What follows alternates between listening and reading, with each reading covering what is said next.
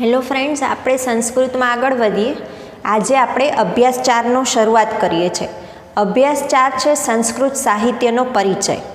હવે કોઈ પણ ભાષા આપણે સમજતા હોઈએ ત્યારે એનું સાહિત્ય તો હોવાનું જ 100%. તો સંસ્કૃતના સાહિત્ય વિશે શું આપણે જાણીએ છીએ? તો એના વિશે વધુ જાણીએ. જે કંઈ બી આપણે આપણી ટેક્સ્ટબુકમાં જોઈએ છે એ સાહિત્યનો એક ભાગ જ છે, પરંતુ એ ખૂબ જ ઓછું છે આપણી જાણ પૂરતું. તો સંસ્કૃત સાહિત્યનો ઉદ્ભવ કેવી રીતે થયો, કેટલું પુરાણું છે, કેવી રીતે આવ્યું અને અન્ય કયા કયા સાહિત્ય છે, એ બધું પણ આપણા માટે જાણવું જરૂરી છે. એટલા માટે આપણે અભ્યાસ 4માં સંસ્કૃત સાહિત્યનો પરિચય જોવાના છીએ. હવે સંસ્કૃત સાહિત્યની જો વાત આવે તો સૌ પ્રથમ વેદથી શરૂ થયું એવું કહેવામાં આવે. એટલે કે સંસ્કૃતનું સૌથી જૂનામાં જૂનું સાહિત્ય એ વેદ કહેવાય છે. વેદ વિશે તમને થોડો ઘણો ખ્યાલ હશે કે ટોટલ 4 વેદ છે: ઋગ્વેદ, યજુર્વેદ, સામવેદ અને અથર્વવેદ. આનાથી પહેલાંનું કોઈ અસ્તિત્વ જ ન હતું. સંસ્કૃતની વાત કરીએ છીએ. આમ જોવા જઈએ તો સંસ્કૃત સાહિત્ય એ સૌથી જૂનામાં જૂનું પુરાણું. આખા વિશ્વની દ્રષ્ટિએ જોવા જઈએ તો સૌથી જૂનું સાહિત્ય જો હોય તો સંસ્કૃત ભાષાનું સાહિત્ય છે. અને જેમાં સૌથી જૂનામાં જૂનું સાહિત્ય એ વેદનું સાહિત્ય, એટલે કે એને વૈદિક સાહિત્ય તરીકે ઓળખવામાં આવે છે. તો આપણે જોઈએ કે પ્રસ્તાવના મતલબ સંસ્કૃત સાહિત્યની શરૂઆત કેવી રીતે થાય છે. તો આપણા સંસ્કૃતમાં 2 પ્રકારના સાહિત્ય હોય છે. એક વૈદિક સાહિત્ય અને બીજું પ્રશિષ્ટ સાહિત્ય. વૈદિક સાહિત્ય એટલે એમાં મુખ્યત્વે 4 વેદોની વાત આવે છે. વૈદિક સાહિત્ય એટલે વેદને લગતું સાહિત્ય. તો મુખ્ય 4 વેદ છે. પહેલો છે ઋગ્વેદ, બીજો છે યજુર્વેદ, ત્રીજો સામવેદ અને ચોથો અથર્વવેદ છે. આ 4 વેદોને સંહિતા ગ્રંથ તરીકે પણ ઓળખવામાં આવે છે. એટલે કે વૈદિક સાહિત્યને સંહિતા ગ્રંથ તરીકે પણ ઓળખવામાં આવે છે. તો આ 4 વેદ અને એ વેદને લગતું જે સાહિત્ય છે એ વૈદિક સાહિત્ય, એના સિવાયનું જે સાહિત્ય છે એ બધું પ્રશિષ્ટ સાહિત્ય કહેવામાં આવશે. એટલે આજે આપણે જે કંઈ પણ સંસ્કૃતમાં વાંચીએ છીએ, ઇન્ક્લુડિંગ અવર ટેક્સ્ટબુક, આપણી ટેક્સ્ટબુકમાં પણ આપણે જે કંઈ બી વાંચીએ છીએ, જાણીએ છીએ, એ બધું વૈદિક સાહિત્ય કહેવાશે નહીં, એ પ્રશિષ્ટ સાહિત્ય કહેવાશે. કેવી રીતે? તો વૈદિક સાહિત્યનો આધાર રાખીને અન્ય સાહિત્ય લખવામાં આવ્યું છે. એટલે કે આ વૈદિક સાહિત્યની સરળીકરણ કરવામાં આવ્યું છે, સરળ બનાવવામાં આવ્યું છે, અથવા તો એમાંથી કોઈક અંશ લઈને એના ઉપર કંઈ નવા વિચારો દ્વારા કંઈક લખવામાં આવ્યું છે. તો એ બધું કહેવાશે પ્રશિષ્ટ સાહિત્ય. એટલે આપણને જે કંઈ સંસ્કૃતની ખબર છે, જેનાથી આપણે જાણકાર છીએ, એ કહેવાશે પ્રશિષ્ટ સાહિત્ય. અને જૂનું પુરાણું એ વૈદિક સાહિત્ય. તો વૈદિક સાહિત્યના 4 મુખ્ય વેદ છે: ઋગ્વેદ, યજુર્વેદ, સામવેદ, અથર્વવેદ, જેને સંહિતા ગ્રંથ તરીકે પણ ઓળખવામાં આવે છે. તો અહીંથી સંસ્કૃત સાહિત્યની શરૂઆત થઈ 4 વેદોથી. એમાં પણ સૌથી પ્રથમ ઋગ્વેદની રચના થઈ, પછી યજુર્વેદ, પછી સામવેદ અને અંતે અથર્વવેદ. એટલે સૌથી જૂનામાં જૂનો વેદ કહેવામાં આવે તો એ છે ઋગ્વેદ. સંહિતા ગ્રંથનો સૌથી જૂનામાં જૂનો છે ઋગ્વેદ. હવે જોઈએ કે સંહિતા ગ્રંથ રચાયા ત્યારબાદ શું થયું. તો સૌ પ્રથમ તો સંહિતા ગ્રંથની રચના થઈ. સંહિતા ગ્રંથની રચના કેવી રીતે થઈ, કોણે કરી, એનો કોઈ જ જવાબ નથી. કારણ કે આ સંહિતા ગ્રંથો એટલે કે વેદો, વૈદિક સાહિત્ય જે છે એ અપૌરુષેય માનવામાં આવે છે. અપૌરુષેય એટલે કે પુરુષ દ્વારા લખાયેલું નથી, અને પુરુષ એટલે માનવજાત, કોઈ માણસે આ લખેલું નથી.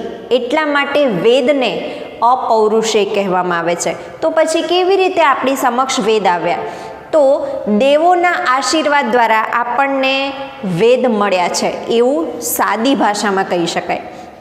કે દેવોએ ઋષિઓને દ્રષ્ટા તરીકે રાખ્યા, એમને વેદોનું જ્ઞાન કરાવ્યું, એટલે ઋષિઓએ એમના મનમાં વેદને સંગ્રહ કર્યો, એને કંઠસ્થ કર્યા, અને ત્યારબાદ ઋષિઓએ અન્ય ઋષિઓને સંભળાવ્યા, બીજા બધા ઋષિઓએ કંઈક લખાણ લખ્યું. આવી રીતે વેદ અસ્તિત્વમાં આવ્યા છે. એટલે વેદ એ પર્ટિક્યુલરલી કોઈ વ્યક્તિના મનથી ઉદ્ભવેલા નથી. એ દેવોના આશીર્વાદ રૂપે ઋષિઓને દ્રષ્ટા તરીકે ધ્યાનમાં આવ્યા અને પછી એને એકબીજાની સાથે કહેવામાં આવ્યા. એટલે લોકોએ સાંભળ્યા, સાંભળીને કંઠસ્થ કર્યા, યાદ રાખીને પછી ક્યાંક લખ્યું. આ રીતે વેદની ઉત્પત્તિ થઈ છે. એટલે કે ઋષિઓ માત્ર વેદોના દ્રષ્ટા છે એવું કહેવાય. તો વેદોનું જ્ઞાન દેવોએ ઋષિઓને આપ્યું ધ્યાન દ્વારા કે કોઈ પણ આશીર્વાદ રૂપે દેવો દ્વારા ઋષિઓને જ્ઞાન પ્રાપ્ત થયું છે. એટલે મંત્રને માત્ર ઋષિઓએ દ્રષ્ટા તરીકે જોયા છે. એટલા માટે જ કહેવાય છે વેદ માટે ઋષય મંત્ર દ્રષ્ટારહ. એટલે કે ઋષિઓ મંત્રના દ્રષ્ટા છે. કયા મંત્રના? આ 4 વેદની અંદર જેટલા પણ મંત્રો રહેલા છે એ મંત્રોના દ્રષ્ટા છે ઋષિઓ. અને આવા દ્રષ્ટા ઋષિઓએ એ મંત્રોને યાદ કર્યા, કંઠસ્થ કર્યા, સાંભળ્યા, સંભળાવ્યા એકબીજાને, ત્યારબાદ લખાણ સ્વરૂપે પછીથી વેદ એ ઉત્પત્તિમાં આવ્યા છે. એટલે કોઈ એક વ્યક્તિના હાથની વાત નથી. એટલે કે આપણે યાદ શું રાખીશું કે સંહિતા ગ્રંથ અથવા તો આ વેદો એ અપૌરુષેય છે. કોઈ પુરુષની રચના નથી, કોઈ માણસની રચના નથી. એ દેવોના આશીર્વાદ છે એમ આપણે માની લેવું પડે. ઋષિઓ એ માત્ર મંત્રના દ્રષ્ટા છે. ઓકે, આટલું ધ્યાનમાં રાખવાનું છે. વૈદિક સાહિત્ય 4 વેદ સંહિતા ગ્રંથ તરીકે ઓળખાય છે. ઋષિઓ એ માત્ર દ્રષ્ટા છે એના, અને એ અપૌરુષેય કહેવાય છે. આ વેદની વાત થઈ. તો વેદ એટલે સંહિતા ગ્રંથ. હવે વેદની રચના થઈ ત્યારબાદ શું થયું? તો વેદ ઉપરથી આવ્યા શતપથ. શતપથ જેને બ્રાહ્મણ ગ્રંથો કે આરણ્ય ગ્રંથો એમાં સમાવેશ કરી શકાય. એટલે સંહિતા ગ્રંથ વેદો પછી શતપથ આવે છે, જેમાં આરણ્ય કે બ્રાહ્મણ ગ્રંથો આવેલા છે. ત્યારબાદ આવે છે ઐતરીય. ઐતરીય એટલે કે આવા આરણ્ય ગ્રંથો અને ઉપનિષદો. ઉપનિષદ શબ્દ તમે સાંભળ્યો હશે, જુદા જુદા ઉપનિષદો રહેલા છે. તો સંહિતા ગ્રંથ આવે, ત્યારબાદ શતપથ, ત્યારબાદ ઐતરીય, ત્યારબાદ વેદાંગ, અને અંતે ઉપાંગ, વેદના ઉપાંગો. એટલે સંહિતા ગ્રંથ શું છે? 4 વેદ. ત્યારબાદ શતપથ જેમાં બ્રાહ્મણ ગ્રંથો છે. ત્યારબાદ ઐતરીય જેમાં આરણ્ય ગ્રંથો છે અને ઉપનિષદો છે, જુદા જુદા ઉપનિષદો. ઈશાવાસ્ય ઉપનિષદ, મુંડકોપનિષદ, આવું નામ તમે ક્યાંક સાંભળ્યું હશે. ત્યારબાદ વેદાંગો. વેદાંગ શું છે? વેદના અંગ. કેટલા છે? 6 વેદાંગ છે. શિક્ષા, કલ્પ, વ્યાકરણ, નિરુક્ત, છંદ અને જ્યોતિષ. આ 6 એ વેદના અંગો છે. ત્યારબાદ વેદના 6 ઉપાંગો છે. વેદના અંગ એટલે વેદાંગો, અને વેદના ઉપાંગો એ પણ બંને 6 છે. જેની અંદર સાંખ્ય યોગ, ન્યાય વૈશેષિક, પૂર્વ મીમાંસા, ઉત્તર મીમાંસા વગેરેનો સમાવેશ થાય છે. તો આ સમગ્ર વૈદિક સાહિત્ય જોયું આપણે. વૈદિક સાહિત્યની શરૂઆત સંહિતા ગ્રંથથી થઈ. સંહિતા ગ્રંથ એટલે વેદ. વેદની ઉત્પત્તિ કોઈ માનવની હાથની વાત નથી. ઋષિઓ માત્ર એ વેદોના મંત્રના દ્રષ્ટા છે. આથી વેદોને અપૌરુષેય માનવામાં આવે છે. એટલે સંહિતા ગ્રંથ વેદ, ત્યારબાદ શતપથ, પછી ઐતરીય, પછી 6 વેદાંગ, અને પછી 6 ઉપાંગ. વેદના 6 ઉપાંગ. આમ આ સમગ્ર વૈદિક સાહિત્યની વાત થઈ. હવે એમાંથી આપણે વેદ અને ઉપનિષદ વિશે આજે સમજવાનું છે. તો વેદ કેટલા છે ટોટલ? 4. ઋગ્વેદ, યજુર્વેદ, સામવેદ અને અથર્વવેદ. તો વેદ શબ્દને પહેલાં સમજીએ. વેદ શબ્દ છે સંસ્કૃતમાં વેદ એ વિદ ધાતુ ઉપરથી આવે છે. વિદનો મતલબ થાય છે જાણવું, પામવું, વિચારવું અથવા તો હોવું. આવા જુદા જુદા એના અર્થ થાય છે. તો અહીંયા શું જાણવાની વાત છે, શું પામવું, શું વિચારવું કે શું હોવું? તો ઈશ્વરની વાત છે. ઈશ્વરને જાણવા, ઈશ્વરને પામવા, ઈશ્વર વિશે વિચારવું, ઈશ્વર શું છે, આ બધી વાત એ વેદમાં આવેલી છે. એટલે હવે સમજીએ કે સૌથી પુરાણું એવું આ સાહિત્ય છે. આખા વિશ્વના કોઈ પણ વિષયની વાત કરીએ તો સૌથી જૂનામાં જૂનું સાહિત્ય હોય તો એ છે સંસ્કૃત સાહિત્ય, જેનું વૈદિક સાહિત્ય એ સૌથી જૂનું પુરાણું છે. તો માનવ ઇતિહાસનો પણ સૌથી પુરાણું સાહિત્ય એ સંસ્કૃત સાહિત્ય કહી શકાય. તો પછી એમાં ઈશ્વરની વાત તો હોવાની જ. ત્યારથી જ શરૂ થાય કે ઈશ્વર શું છે, આ પૃથ્વીની રચના કોણે કરી, શું છે શું નહીં, કુદરતી તત્વ બધું કોણે રચ્યું, આપણે કોણ છીએ વગેરે જેવા પ્રશ્નો હોય એને લગતું જ્ઞાન, એ બધું જાણવાની જે ઈચ્છા છે, એ બાબત છે, એના માટેનો શબ્દ છે વેદ, જે વિદ ધાતુ ઉપરથી આવ્યો છે. એટલા માટે વેદ શબ્દ શા માટે એવો આપ્યો છે? તો આપણું અસ્તિત્વ શું છે, આપણે આ પૃથ્વી ઉપર કેવી રીતે છીએ, આ બધું ઈશ્વરને લગતું છે. તો એને લગતું જ નામ આપવામાં આવ્યું વેદ. તો વેદનો શબ્દ વિદ ધાતુ પરથી આવ્યો છે. એના અર્થ થાય છે જાણવું, પામવું, વિચારવું, હોવું વગેરે. કોના અર્થમાં? ઈશ્વરના અર્થમાં. વેદના બીજા પર્યાયો પણ છે, સમાનાર્થી શબ્દો. વેદના પર્યાય એટલે વેદને બીજા કયા નામથી ઓળખવામાં આવે છે?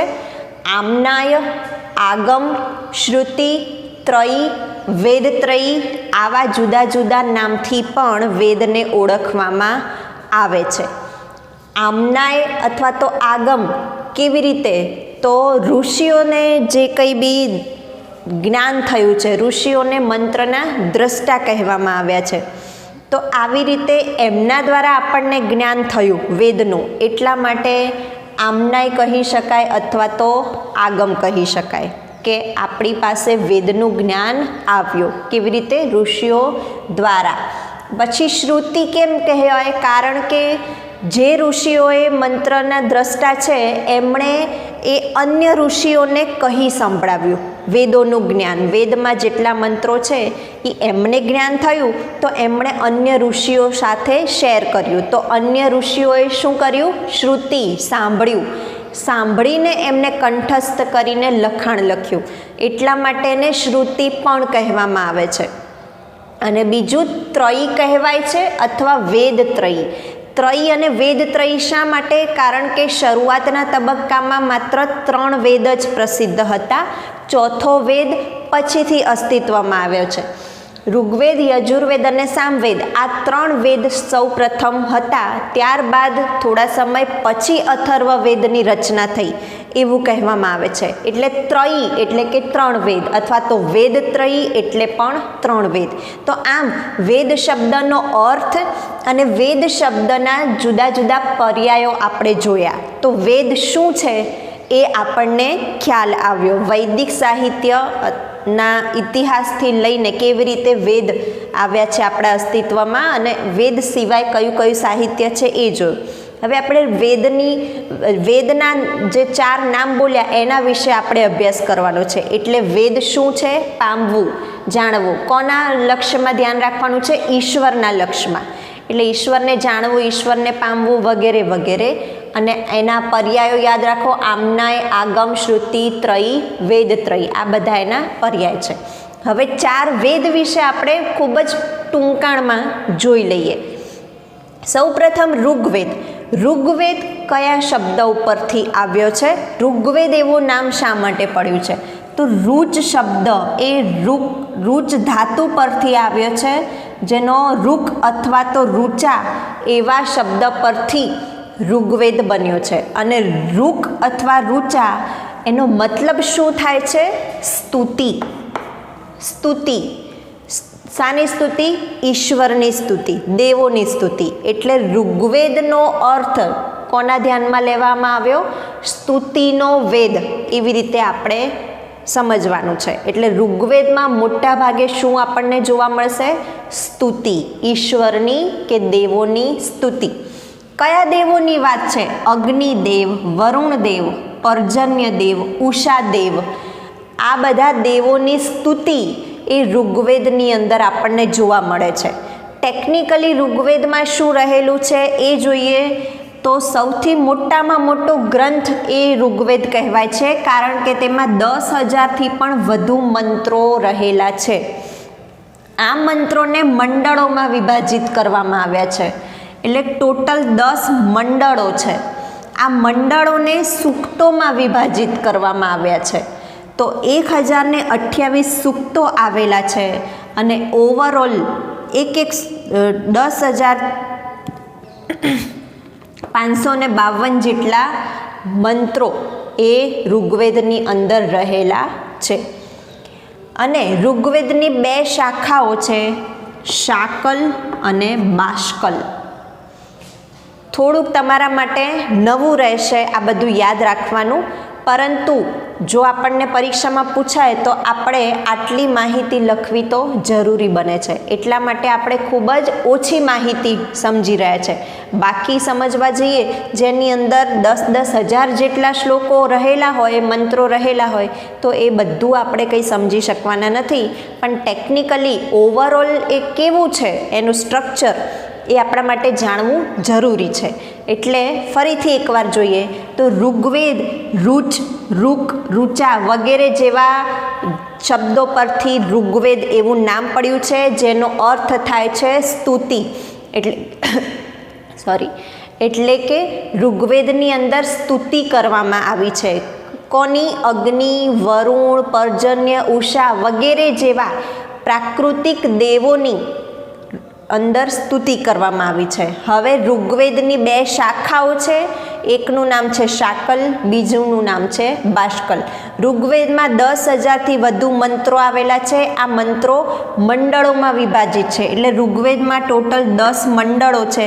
આ મંડળોની અંદર જુદા જુદા સૂક્તો આવેલા છે. તો ઋગ્વેદમાં ટોટલ 1028 સૂક્તો આવેલા છે અને ટોટલ 10,552 જેટલા મંત્રો ઋગ્વેદની અંદર રહેલા છે. ઋગ્વેદનો વિષય શું હોય તો સ્તુતિ, જુદા જુદા દેવોની સ્તુતિ એ જ ઋગ્વેદનો વિષય છે. કારણ કે સૌ પ્રથમ સાહિત્ય છે, સૌથી જૂનું સાહિત્ય છે. તો ઈશ્વર સાથેના મન મિલાપની વાત હોય, ઈશ્વર શું છે, અને જો ખ્યાલ આવ્યો કે આ ઈશ્વર છે, ઈશ્વરે આપણને આ બધું આપ્યું છે, તો એમની સ્તુતિ જ કરવી, એટલે એના વિશેનું આ બધું જ એ ઋગ્વેદની અંદર રહેલું છે. આના ફેમસ વાક્યો, અમુક શું વાક્યો જેને આપણે કહીએ છીએ, એ તમારી ટેક્સ્ટબુકમાં આપેલા છે. સંસ્કૃતમાં સાથે સાથેનું ગુજરાતીમાં ભાષાંતર છે. એટલે કે ઋગ્વેદમાંથી લેવામાં આવેલી અમુક સૂક્તિઓ એ તમે ટેક્સ્ટબુકમાંથી જોઈ લેજો. હવે વાત કરીએ બીજા નંબરે યજુર્વેદની.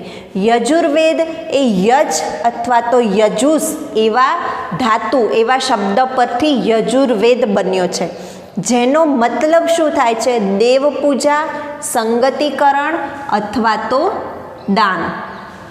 દેવ પૂજા, દેવોની પૂજા. અહીંયા જે સ્તુતિ કરવામાં આવી છે ઋગ્વેદમાં, એમાંથી થોડુંક આગળ કે દેવની પૂજા કેવી રીતે કરવી જોઈએ, સંગતિકરણ, દાન, ધર્મ વગેરે, આ બધાની વાત યજુર્વેદમાં કરવામાં આવી છે. એટલે આ યજ કે યજુષ શબ્દનો મતલબ આવો થાય છે. આથી એ યજુર્વેદનો મતલબ પણ આપણે એવો જ સમજીશું કે યજુર્વેદમાં કયો વિષય છે? દાન, ધર્મ, દેવોની પૂજા, સંગતિકરણ વગેરે વિષય ઉપર યજુર્વેદ લખવામાં આવ્યો છે, જેમાં મોટા ભાગે યજ્ઞ, વિધિ વિધાન સાથે સંબંધિત એ યજુર્વેદ છે. એટલે દેવની પૂજા આપણે કેવી રીતે કરીએ તો પુરાણોમાં આપણે જોઈ ચૂક્યા કે કોઈ પણ દેવને પ્રસન્ન કરવા હોય તો મોટા ભાગે યજ્ઞ તો થાય જ. એટલે યજ્ઞની શરૂઆત જ અહીંથી થઈ, આપણે એવું કહી શકીએ. યજ્ઞ છે, કોઈ બીજી ક્રિયાઓ કરવી છે તો કેવી રીતે, એની વિધિ શું છે, આ બધું. એટલે દેવની પૂજા કરવાની જુદી જુદી રીતો એ યજુર્વેદમાં આપણને જોવા મળે છે. ટેકનિકલી એને જોઈ લઈએ આપણે કે ઋગ્વેદની અંદર 10,000થી વધુ મંત્રો છે, અહીંયા યજુર્વેદની અંદર 1975 જેટલા મંત્રો આવેલા છે. ઋગ્વેદ મંડળોમાં વિભાજિત થયેલા છે, તો યજુર્વેદમાં મંત્રો એ અધ્યાયોમાં વિભાજિત થયેલા છે. એટલે યજુર્વેદની અંદર 40 અધ્યાયો રહેલા છે અને 40 અધ્યાયો એ બે રીતે છે. અમુક મંત્રો છે એ પદ્યાત્મક છે, જ્યારે બીજા મંત્રો છે એ ગદ્યાત્મક પણ છે. ઋગ્વેદમાં જેમ 2 શાખાઓ છે એમ યજુર્વેદમાં પણ 2 શાખાઓ છે, શુક્લ યજુર્વેદ અને કૃષ્ણ યજુર્વેદ. ફરી એકવાર જોઈ લઈએ.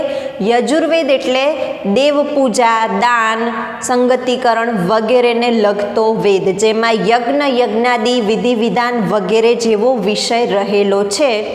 તેમાં ટોટલ મંત્રો 1975 છે. 40 અધ્યાયો આવેલા છે. અમુક અધ્યાયો પદ્યાત્મક છે, જ્યારે બીજા અધ્યાયો ગદ્યાત્મક છે. યજુર્વેદની પણ 2 શાખાઓ છે, શુક્લ યજુર્વેદ અને કૃષ્ણ યજુર્વેદ. હવે ત્રીજો વેદ જોઈએ, સામવેદ. સામવેદ ગીતિ ગાનના મંત્રોને લગતો વેદ છે, એટલે સંગીત આવ્યું, ગીત આવ્યું, એ બધાને લગતો વેદ, એને સામવેદ કહી શકાય. સામવેદનો વિષય, સામવેદનો અર્થ પણ એવો જ થાય છે કે ગીતિ એટલે કે જે ગાઈ શકાય એવું, ગાન વગેરેને લગતા મંત્રો.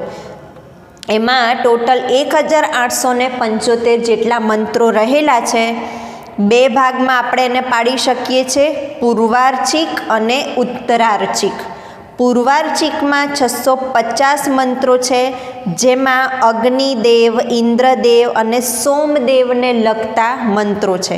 જ્યારે ઉત્તરાર્ચિકમાં 1225 જેટલા મંત્રો છે, જે દશરાજ, સંવત્સર અને એકાહ વગેરેને ધ્યાનમાં રાખીને લખવામાં આવેલા મંત્રો છે, જે ગાન, ગીતિ માટે પ્રસિદ્ધ છે.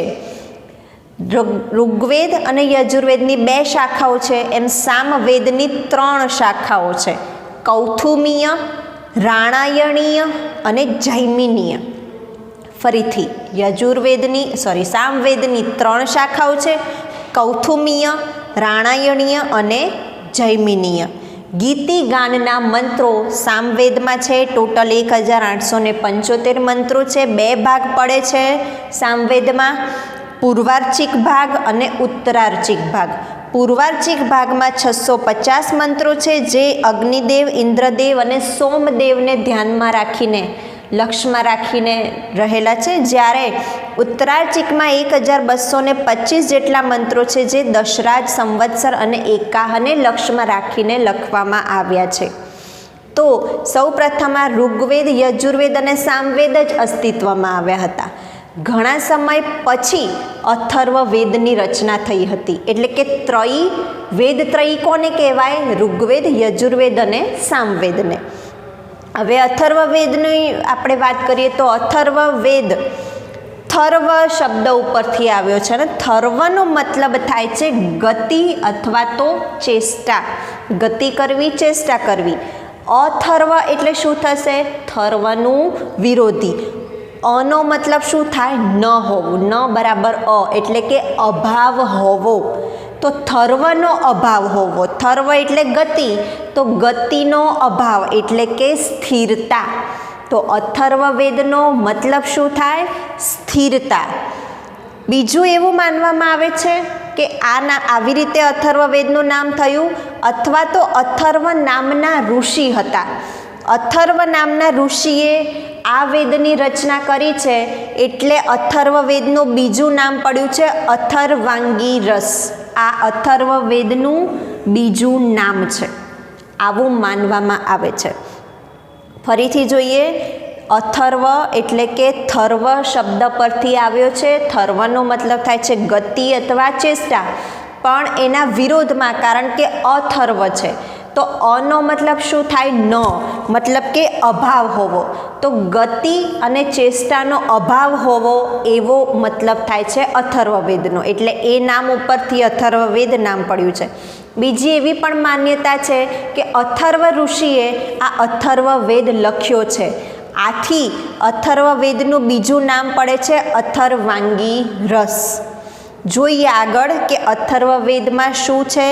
20 જેટલા કાંડ આવેલા છે, એટલે કે વેદ જુદા જુદા કાંડમાં વિભાજિત થયેલો છે. 20 કાંડ છે, 736 સૂક્તો આવેલા છે, 6000 જેટલા મંત્રો અથર્વવેદમાં આવેલા છે અને 9 શાખાઓ રહેલી છે. અથર્વવેદમાં ટોટલ 9 શાખાઓ છે, પરંતુ અન્ય શાખાઓ વિશે કોઈને કંઈ પરિચય નથી, કંઈ પ્રાપ્ત થયું નથી એનું સાહિત્ય. માત્ર 2 શાખાઓનું જ સાહિત્ય પ્રાપ્ત થયું છે. એટલે 9માંથી 2 શાખાઓ જે હાલમાં ઉપલબ્ધ છે એ શૌનક અને બીજું છે પીપ્પલાદ.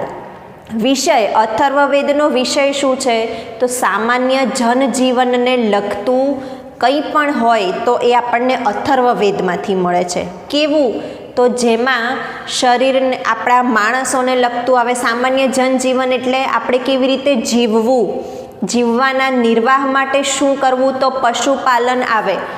માણસ છે તો ક્યારેક રોગ થાય તો રોગનું નિવારણ, રોગના કારણો, આ બધું પણ અથર્વવેદમાં લખવામાં આવેલું છે.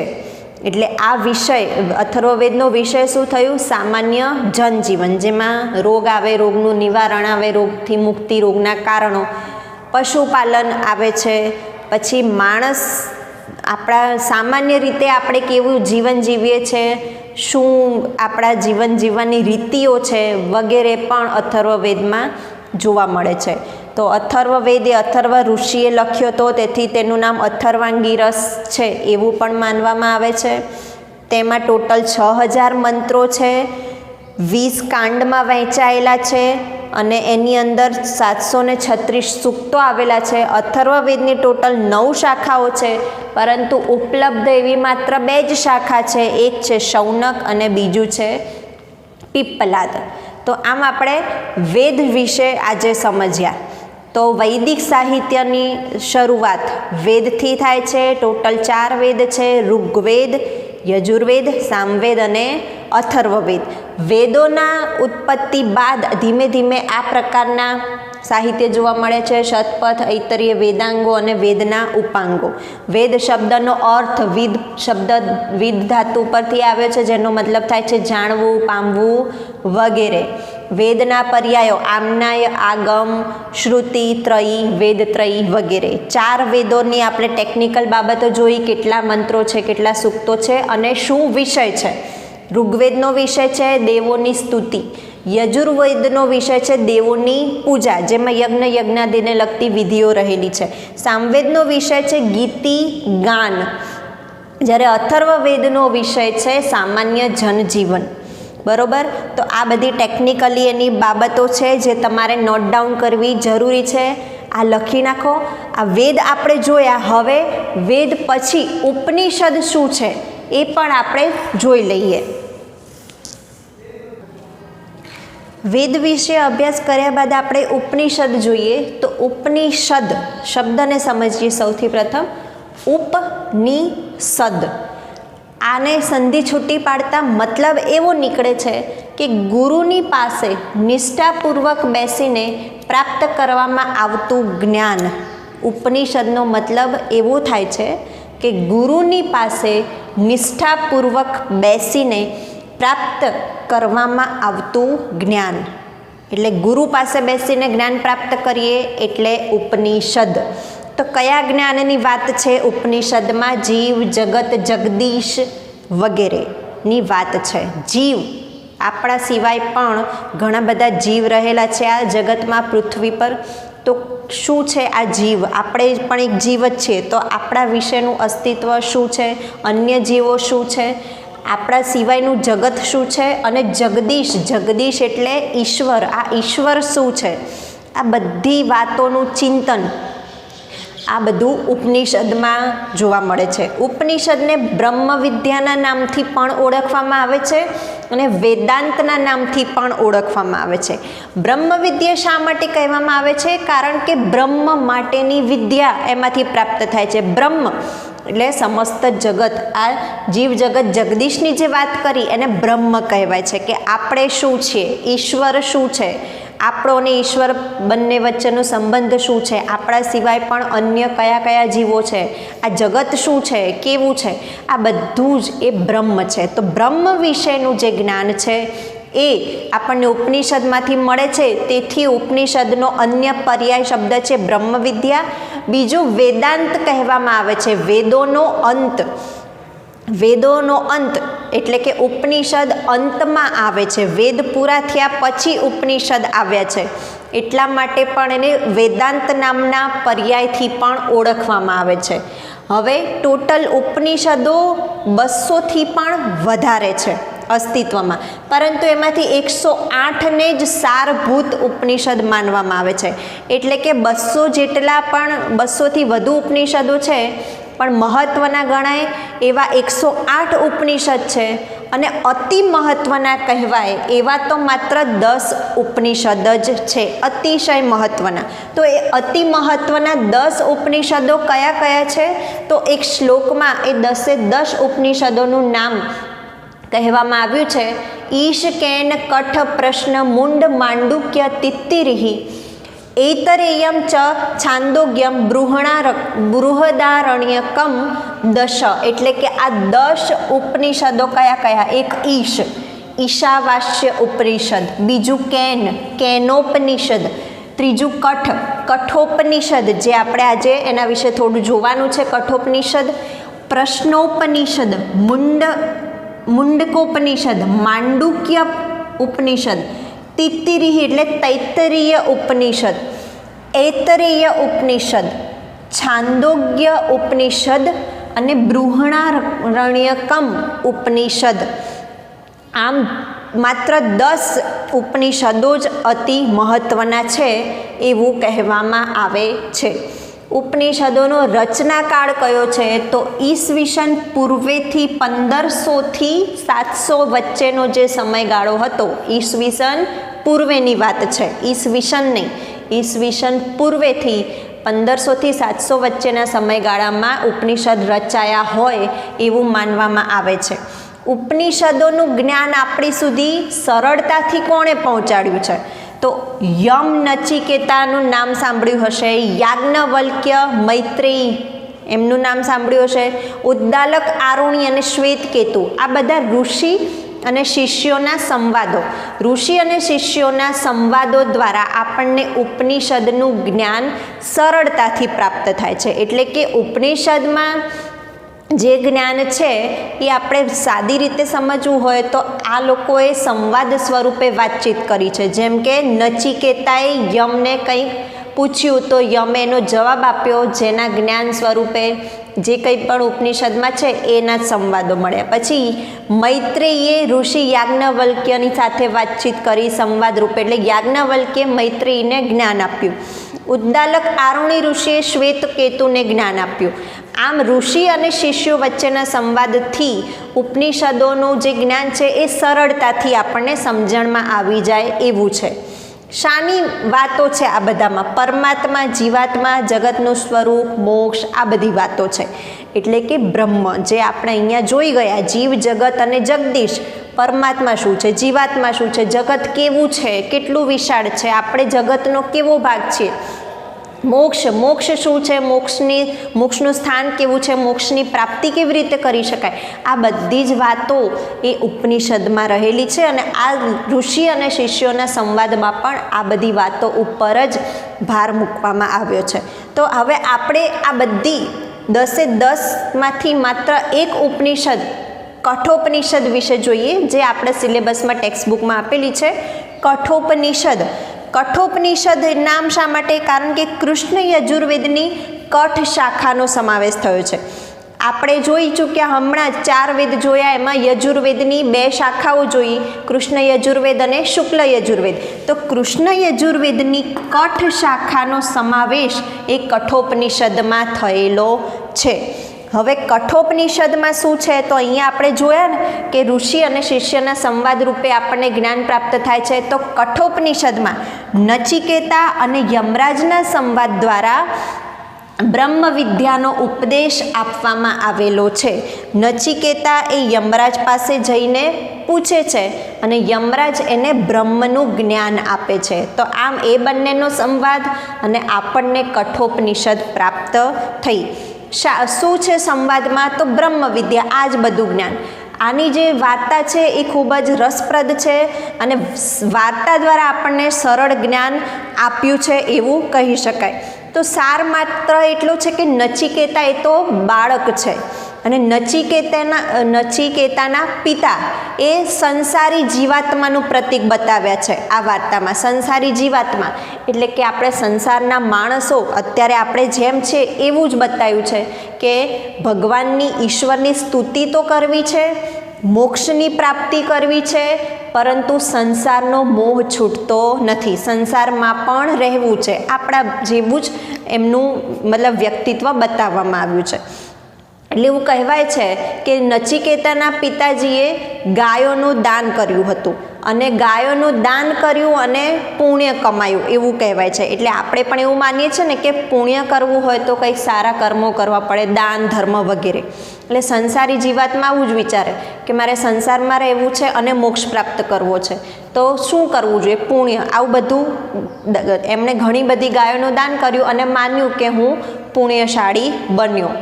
અને નચિકેતા છે એ બાળક છે અને બાળક હોવા છતાં પણ એને સંસારનો કોઈ જ મોહ નથી. તો પછી એના પિતાજી એની પર ગુસ્સે ભરાય છે, ક્રોધે ભરાય છે અને એને યમરાજ પાસે મોકલી દે છે. યમરાજ શાના માટે હોય એ આપણે જાણીએ જ છે. તો નચિકેતાના ગુસ્સે ભરાયેલા પિતાજી નચિકેતાને યમરાજ પાસે મોકલે છે. હવે નચિકેતા બાળક છે પણ એટલો ચપળ અને હોશિયાર છે અને એમાં જાણવાની વૃત્તિ ઘણી બધી છે, જેને સંસાર પ્રત્યે કોઈ જ મોહ નથી. તો એ યમરાજ પાસે જઈને સૌપ્રથમ તો એના મનમાં રહેલા પ્રશ્નોનું સમાધાન કરે છે. એ યમરાજને ઘણા બધા પ્રશ્નો પૂછે છે જેનાથી યમરાજ એને સાચું જ્ઞાન આપે છે. એટલે યમરાજ ખુશ થઈ જાય છે અને એને વળી પાછો મોકલી દે છે. એટલે એક પિતા પોતાના બાળકને યમરાજ પાસે મોકલે છે કારણ કે તેને કોઈ જ મોહ નથી અને ત્યાં યમરાજ પાસે જઈને એ ખરેખર સાચું જ્ઞાન શું છે એ જ્ઞાન પ્રાપ્તિ કરીને પાછો આવે છે. એટલે બાળક અને પિતા એ બંનેનો વિરોધાભાસ કેવો બતાવ્યો છે કે બાળક નાનું છે તેમ છતાં એને જગતનો મોહ નથી અને સાચું બ્રહ્મ શું છે એ જાણીને આવે છે, એની બુદ્ધિ ચાતુર્યથી જાણે છે. અને પિતાજી છે એ જાણકાર જ છે તેમ છતાંય એમને સંસારમાં રહીને આ બધું કરવું છે. એટલે બંનેના વિચારો અલગ થાય છે. તો સાચું બ્રહ્મ જ્ઞાન શું એ આપણને નચિકેતા અને યમરાજ એ બંનેના સંવાદ દ્વારા પ્રાપ્ત થાય છે. એ કઠોપનિષદનો મુખ્ય એનો પ્લોટ રહેલો છે કે કઠોપનિષદમાં આપણને યમ અને નચિકેતાના સંવાદ દ્વારા બ્રહ્મ પ્રાપ્તિનું જ્ઞાન પ્રાપ્ત થાય છે. તો આમ વૈદિક સાહિત્ય તો અખૂટ છે, જે આપણા હાથની વાત જ નથી એવું આપણે કહી શકીએ. આપણે તો માત્ર એક ઝલક જોઈ કે આવા પ્રકારનું વૈદિક સાહિત્ય છે. વૈદિક સાહિત્ય વેદથી શરૂ થઈને વેદના ઉપાંગો સુધી રહેલું છે, જેમાં ઉપનિષદ પણ એક મહત્વનો ભાગ છે. તો આપણે વેદ અને ઉપનિષદ વિશે થોડું ઘણું જાણકારી પ્રાપ્ત કરી આપણે, અને એમાંથી માત્ર એક કઠોપનિષદ વિશે જ આપણે આજે અભ્યાસ કર્યો કે કઠોપનિષદ એ કૃષ્ણ યજુર્વેદની કઠ શાખાનો સમાવેશ થાય છે, તેથી એનું નામ છે કઠોપનિષદ, જેમાં નચિકેતા અને યમરાજના સંવાદ દ્વારા બ્રહ્મ જ્ઞાન કેવી રીતે પ્રાપ્ત થાય તેના વિશેની સુંદર મજાની વાર્તા છે, જેમાંથી આપણે ઉપદેશ પ્રાપ્ત કરી શકીએ. તો આમ સંસ્કૃત સાહિત્યનો અભ્યાસ આપણે કરી રહ્યા છીએ, તો એમાં વૈદિક સાહિત્ય આપણે જોઈ ચૂક્યા. હવે અન્ય સાહિત્યકારો વિશે આપણે હવે પછીના વિડીયોમાં જોઈશું. ત્યાં સુધી આશા રાખું છું કે તમને આમાં થોડો ઘણો ખ્યાલ આવ્યો હશે. આ વિડીયો પૂરો થાય એટલે તમારે શું કરવાનું છે, તમારી ટેક્સ્ટબુક લઈને સંસ્કૃત સાહિત્યનો અભ્યાસ વાંચવાનો છે. વૈદિક સાહિત્ય ઉપનિષદ મેં જે કહ્યું છે એ તમને ખૂબ ટૂંકાણમાં કહ્યું છે. આપણે જ્યારે એક્ઝામમાં લખવું હશે તો કેવી રીતે લખાય એ ભાષા શૈલીને ધ્યાનમાં રાખીને આપણે ટેક્સ્ટબુકનો અભ્યાસ તો કરવો જ પડશે. એટલે ટેક્સ્ટબુકમાં આપણને જે આપ્યું છે એ તમારે સાથે સાથે વાંચવાનું છે અને સમજવાનું છે. Thank you.